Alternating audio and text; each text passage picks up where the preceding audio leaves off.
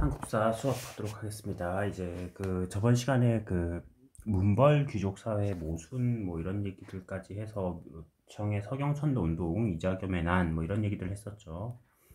저번 시간에 이자겸 난하고 묘청, 서경천도 운동. 이 두 가지 사건은 결국에는 그 당시 고려의 지배층이었던 이 문벌 위주의 사회의 모순점, 이게 폭발한 사건이야. 문벌 사회가 썩었다는 거죠. 문벌들이 자기들끼리 짝짝꿍 돼가지고 자기들끼리 중첩된 혼인관계 계속 혼인관계를 맺고 그게 폭발하는 사건들이었는데, 근데 문제는 해결이 안 됐습니다. 이 이자겸의 난과 묘청, 서경, 천도운동 다 진압돼 버리고, 그럼 문벌 사회의 모순을 해결해야 되는데 그걸 못한 거야.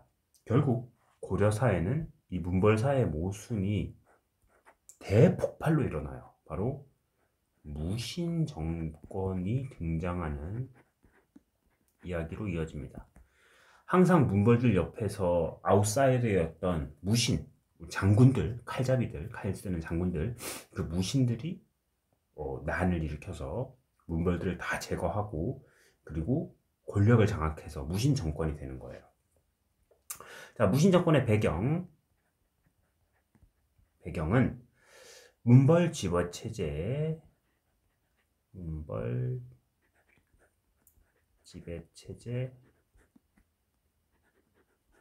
동요.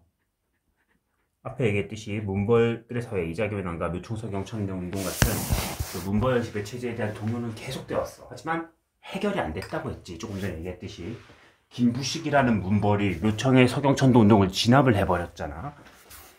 자, 그리고 두 번째로 무신에 대한 지속적인 차별. 고려가 그 여진족의 금나라에게 항복을 했잖아. 그 항복이라기보다는 조공을 바치고 이제 신하의 나라가 되었잖아. 신하의 나라가 되면서 고려는 딱히 전쟁이 없었어요. 큰 전쟁을 겪지 않았어요. 몇백 년 동안. 그러면서 무신에 대해서 문벌들이 엄청난 차별을 합니다. 어떤 일이 있었냐면은 정중부라는 사람이 있는데, 이 정중부가 수염이 되게 길었나 봐요. 마치 그 삼국지의 관우처럼 수염이 되게 길고 멋있었나 봐요. 근데 왕이 그걸 칭찬을 합니다. 신하들 다 보는 앞에서 정중부가 무신입니다. 무신인데 이 사람의 수염이 멋있다고 칭찬을 해줘. 그러자 그걸 질투한 문벌이 그날 그 행사였거든. 불교 행사였는데 행사에 이제 불을 다 끄는 이런 의식이 있어요. 불을 다 꺼야 돼, 촛불을. 그래서 촛불을 다 끄는데 그 타이밍을 노려서 정중부 수염에다 불을 붙여버립니다. 촛불 갖다가. 정중부 수염이 탄 거야. 정중부가 화가 나니까 이 문벌을 때렸겠지. 근데 그 다음날 문벌들이 찾아와가지고는 어떻게 무신이 문벌을 때리냐면서 정중부를 죽이라고 난리가 난 적이 있습니다. 그 정도로 무신에 대한 차별이 있었다는 거죠. 그리고 또 한 번은 왕이 이렇게 행차를 나갔는데, 왕이 외부에 이렇게 행차를 나갔어요. 그래서 왕이 그 무신들을 불러가지고 무신들 한번 이렇게 격투 대회를 해라. 수박 대회라고 하는데, 지금으로 치면 이종 격투기 같은 거 생각하면 돼. 이종 격투기 대회를 열어요. 근데 거기서 이제 막 이렇게 대회를 했는데, 수박 대회를 하는데, 나이든 이런 대장군이 한 명 있었고, 그 젊은이 장교가 있었어. 둘이 대결을 했는데, 이 나이든 장군이 진 거야. 그래서 도망을 갑니다. 져가지고 얘한테 져서. 근데 이 도망가는데 갑자기 젊은 문신 한 명이 내려오더니만, 문벌이 내려와서 이 장군의 뺨을 때립니다. 모두가 다 보는 앞에서. 근데 왕이나 문벌들은 그걸 제재하지 않고, 한참 젊은 애가 나이 많은 무신을 때렸는데도 제재하지 않고 막 껄껄거리면서 막 웃었대. 그러니까 무신들이 이제 화가 머리 끝까지 난 거야. 이건 진짜 아니다. 화가 머리 끝까지 난 거죠. 이렇게.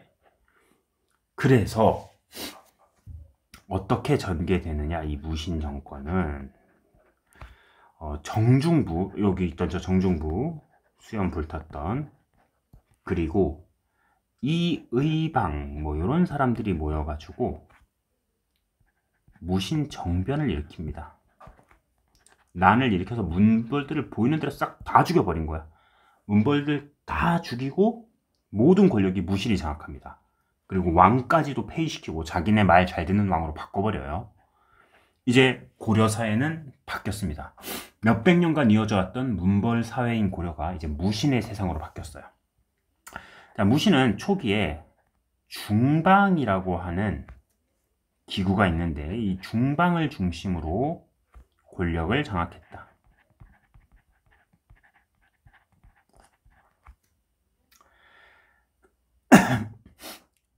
이의 방에서 시작해서 정중부, 그 다음으로 이의방이 제일 먼저 권력 잡고 그 다음 정중부로 이어졌고 그 다음 경대승, 그 다음 이의민까지 다 중방체제였어요. 이 중에서 이 이의민이라는 사람은 원래는 뭐 이런 높은 신분도 아니에요. 뭐 약간 좀 천민 뭐 이런 출신인데 고려 최고 권력자까지 올라왔습니다. 당시 사회가 얼마나 혼란스러운지 보여주는 거죠. 이의민의 권력 잡는 것 같은 거는. 자, 그러다가 이 이의민을 쫓아내고 새로 권력을 장악한 사람인데 최충원이라는 사람이에요. 최충원은 볼 때 중방 중심으로 가니까 계속 지금 바뀌잖아. 이의방, 정중부, 경대승, 이의민 바뀌는 게 평화로운 교체가 아니야. 정중부가 이의방을 제거했고 경대승은 정중부를 쫓아냈고 뭐 이런 식으로 계속 막 죽이는 관계입니다. 그래서 최충원은 중방으로는 안 되겠다. 최씨들을 위한 새로운 기구를 만들자. 교정도감이라는 기구를 만들고 여기서 최충원이 모든 고려의 권력을 장악을 했습니다. 그리고 최충원 때는 자기를 경호하기 위해서 도방이라는 경호 부대를 만들어요. 근데 이거는 사병입니다. 국가에 소속된 부대가 아니라 최충원 개인의 사병이에요. 그리고 최충원은 권력을 자기 아들에게 물려주게 됩니다. 처음으로 아들에게 물려준 거야, 무신들 중에서. 그 아들은 최우라는 사람인데 최우는 교정도감에다가 플러스예요, 이거. 정방이라는 기구까지 만들어서 인사권, 정방은 조정의 인사권이란 건 뭐 관직 임명 이런 거거든. 인사권을 장악을 해요, 최우 때. 근데 이 무신들의 정권은 문제가 뭐냐? 이 정권들 쭉 가는데 최우도 계속 이어집니다. 최우도 그 아들에게 물려줘요. 그 아들들은 이름 뭐 몰라도 돼요. 문제는 이 무신 정권들은 너무 무능했어요. 뭐 거기다가 백성들에 대한 수탈을 자행해. 무능이라는 게 뭐 이 사람들이 못났다 뭐 이런 뜻이 아니라 문벌들이 나라를 개판을 만들어서 이 지배체제 독려해서 자기들이 난을 일으킨 거잖아. 그러면 백성들을 위한 정치를 하고 뭐 개혁을 하고 해야 되는데 그런 개혁이 이루어지지 못했어. 개혁보다는 오히려 백성들을 더 수탈하고 더 힘들게 많이 했죠. 자, 그렇게 되자 이 무신 정권에 대한 저항들이 있었습니다. 당시 농민과 천민들의 저항이 있는데 중요한 저항 몇 개만 좀 외워두세요. 망이망소이, 이 형제인데 망이망소이에 난 공주의 명학소라는 곳에서, 자, 우리 앞에서 배웠다 향소부고, 그 소, 명학소에서 반란이 일어납니다. 지역 차별에 반발해서. 그리고 김삼이, 효심,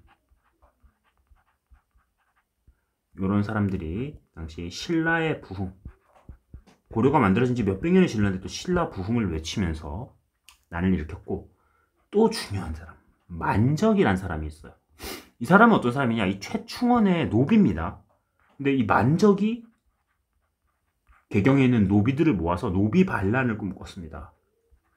성공은 못해요. 그 전에 발각해서 처형은 당하는데, 만적이란 사람은 최충원의 노비임에도 불구하고 노비들이 너무 차별받는다, 난을 일으켜서 엎어버리자, 그런 저항을 꾀하게 됐습니다. 자, 이게 무신 정권이었고, 그 다음,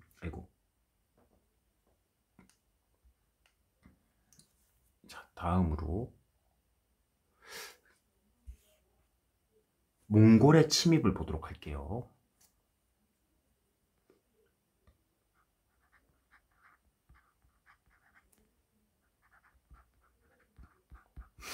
고려가 무신사회로 한참 진행되고 있던 와중에 중국 쪽에서는 몽골이라는 나라가 엄청나게 세력을 키워나갑니다.